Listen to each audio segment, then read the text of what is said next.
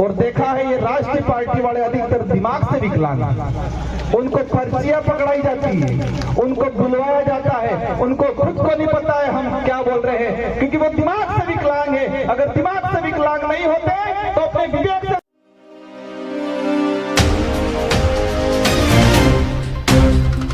Definite रूप से दिल्ली के अंदर ये प्रस्ताव आपके कर कमलों द्वारा बिल प्रदेश का होगा। सबमिट करते हैं राजकुमार जी राव। सभी साथियों को जय जोहार। गोविंद गुरु महाराज को नमन। इस आदिवासी अंचल में काम करने वाले इस समुदाय के स्वाभिमान हक अधिकार की लड़ाई लड़ने वाले टाटिया मामा भील भक्ति के माध्यम से समाज में जन जागरण करने वाले संत सुरमाल महाराज, मावजी महाराज और साथ ही इस इलाके के अंदर मामा बालेश्वर, जिन्होंने आदिवासी बाहुल्य क्षेत्र के अंदर इस समाज को एकजुट करके इस समाज के लिए, हक अधिकार के लिए, स्वाभिमान के लिए अंग्रेजों से लड़ाई लड़ी, राजा रजवाड़ों से लड़ाई लड़ी। इन समस्त महापुरुषों को, इन गुरुओं को नमन करते हुए मेरी बात को शुरू करना चाहूंगा। आज ये जो कारवां बढ़ा है, रास्ते में लोग आ रहे हैं, ये किसी के बुलाए हुई भीड़ नहीं है। ये 1500 आदिवासी 17 नवंबर 1913 को जो शहीद हुए थे, उनका खून है और वो बदला लेने के लिए आई हुई है यहाँ किया। वो सपना पूरा करना है हमें। बड़े दुख की बात है कि 1913 में एक ही दिन में लाखों की जो संख्या एकत्री हुई थी गोविंद गुरु महाराज के नेतृत्व में, इसी पहाड़ी पे, इसी पहाड़ों पे आसपास के। और उस समय तत्कालीन जो राजा रजवाड़े अंग्रेजों की मदद से गोलियां चलाई और इस नरसंहार में इस पहाड़ी पे महिलाएं भी थी, बच्चे भी थे, बड़े बुजुर्ग भी थे, जवान भी थे। और एक ही दिन में अगर 1500 लोग, 1500 के करीब लोग एक साथ मरते हैं, तो आसपास का जो मध्य प्रदेश, वर्तमान में राजस्थान, गुजरात, महाराष्ट्र, जो उस समय भिल टेरिटरी के नाम से जाना जाता था, उस इलाके में क्या स्थिति बनी होगी। हम देखते हैं हमारे गांव में, अगर गांव में कहीं एक्सीडेंट हो जाता है कि व्यक्ति मरता है, तो पूरे गांव को तकलीफ होती है, पूरा गांव दुखी होता है, पूरा गांव शोक व्यक्त करता है। और जिस परिवार का व्यक्ति की डेथ हुई है, वो परिवार सालों तक ऊपर नहीं आ पाता है। तो इसी पहाड़ी पे 1500 आदिवासी एक साथ मारे गए 1913 के दौरान। तो इस इलाके में कितना मातम छाया होगा, कितना डर घुसा होगा, कितना दुख हुआ होगा। ये जो गांव पड़ा था, वो गांव आज तक नहीं भरा है। तो लड़ाई किसकी लड़ रहे थे? मैं इन इतिहासकारों को कहना चाहूंगा, जिन इतिहासकारों ने भील प्रांत की मांग को लेकर यहां पर भक्ति के माध्यम से आंदोलन खड़ा किया था। भक्ति के माध्यम से उद्देश्य था, अंग्रेजों से लड़ाई थी कि हमारा अलग से भील प्रांत दिया जाए, ये उद्देश्य था, माध्यम भक्ति था।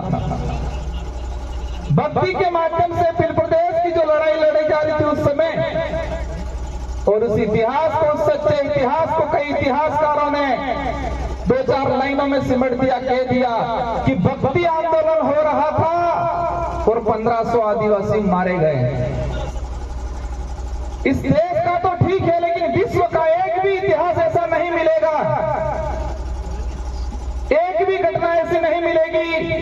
जहां सिर्फ भक्ति की जा रही थी और गोलियां चलाई थी। आपने किने गले उतरे? अगर हमारे पूर्वज सिर्फ नर्क बजाड़ता, भजन करता, सिर्फ भक्ति करता, तो क्या इस बात से अंग्रेजों को दिक्कत थी क्या? भक्ति करने से सिर्फ दिक्कत नहीं थी, लेकिन भक्ति के माध्यम से समाज को जागरूक करके अलग बिलराज कायम कर रहे थे, उस बात से उन लोगों को दिक्कत थी। लेकिन इस इतिहास को बदल दिया गया, उस इतिहास को दबा दिया गया। मैं इस विचारधारा को धन्यवाद देना चाहूंगा, इस विचारधारा की शुरुआत में काम करने वाले लोगों को धन्यवाद देना चाहूंगा, जिसकी बदौलत दबा हुआ इतिहास वापस उजागर हुआ और आज लाखों की संख्या में इसी पहाड़ी पे ये कारवां खड़ा हुआ है।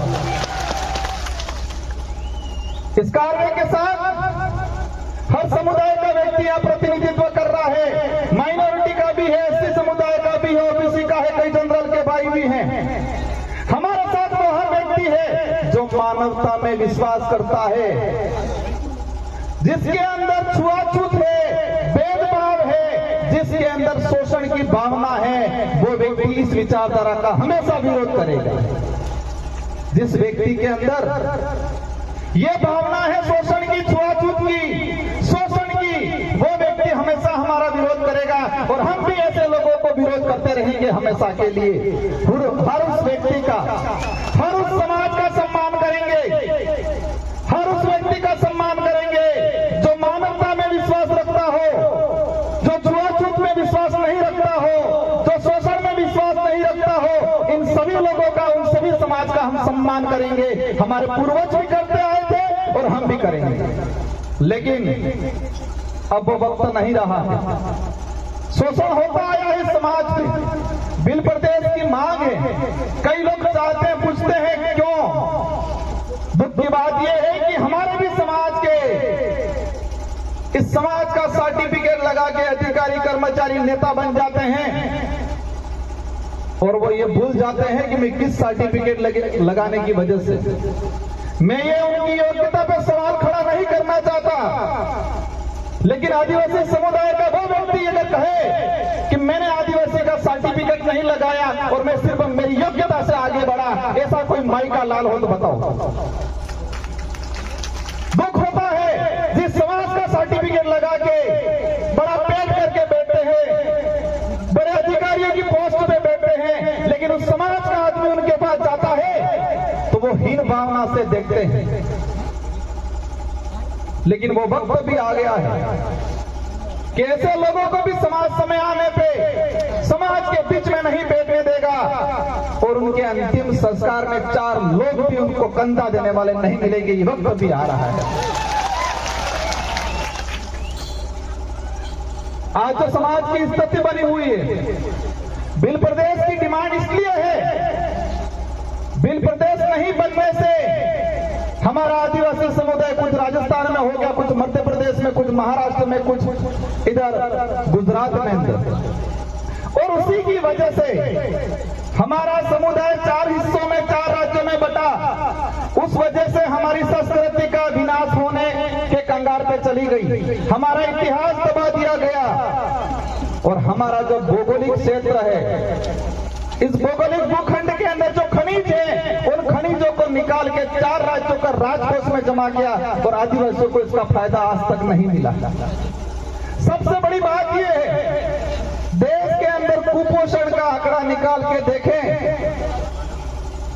देश में कुपोषित इलाका अगर आता है, रेड इलाका, तो यही बिल प्रदेश की टेरिटरी जो वर्तमान में 4 राज्यों में बटा हुआ है, उसी इलाके के अंदर भुखमरी है, कुपोषण है, अशिक्षा है। और उसके जिम्मेदार उस समय तात्कालीन जो लोग राज्यों का पुनर्गठन करते थे, राज्यों का निर्माण करते थे, उन लोगों ने इस समुदाय के साथ अन्याय किया गया है। कई लोग कहते हैं कि नई पार्टियां, नई विचारधारा के लोग इस मांग को कर रहे हैं। हम तो 1913 में जो गोविंद गुरु महाराज ने जो मांग रखी थी, जिनके लिए 1500 आदिवासी शहीद हुए थे, उसी मांग को हम आगे बढ़ा रहे हैं। हम कोई नया काम नहीं कर रहे हैं। और इस बात को लेके कांग्रेस के भी कई नेताओं ने ये बात रखी है और वर्तमान में टीएडी मंत्री, और देखा है मैंने राष्ट्रीय पार्टियों के अंदर टीएडी मंत्री मंत्री वो बनाया जाता है जो किसी के इशारे पे चलता है, उनको पर्ची पकड़ा दी जाती है और उनसे पढ़वा दिया जाता है। ऊपर माल जी खाली रे बिल्कुल आना ऊपर मार जाते कि नहीं बोली। नंदलाल जी मेरा टीएडी मंत्री थे, भाजपा से ही बिलोंग करते थे। उन्होंने खुद ने कहा था बिल प्रदेश बनना चाहिए, तो बाबूलाल जी आप कौन सी खेत ही मिली हो जो आज के रहो नहीं बनना चाहिए। कई नेताओं ने, कांतिलाल जी पुरिया मध्य प्रदेश से उन्होंने आपकी बात रखी थी, गुजरात के कई नेताओं ने बात रखी है, और राहुल गांधी जी खुद यहां बोल के गए हैं कि आदिवासी देश का मूल मालिक है। तो क्या है बाबूलाल जी उनसे भी ऊपर चले गए, ऐसा लग रहा है मुझे। मैं कई बार कहता हूं, आज यहां पर जो आए हैं वो गरीब परिवार से आदमी आया है। इस आंदोलन में, इस कार्य में जो पहुंचा है गरीब परिवार से, जिसके पास पैसा नहीं है, दौलत नहीं है, बड़े बड़े बंगले नहीं है, गाड़ियां नहीं है, लेकिन वो यहां पर आया है क्योंकि इसका जमीन जिंदा है, इसका जमीन जिंदा है। उनके अंदर यह है कि मुझे आत्म स्वाभिमान की लड़ाई लड़नी है, मेरे पूर्वजों का अधूरा सपना पूरा करना है, ये दिमाग में।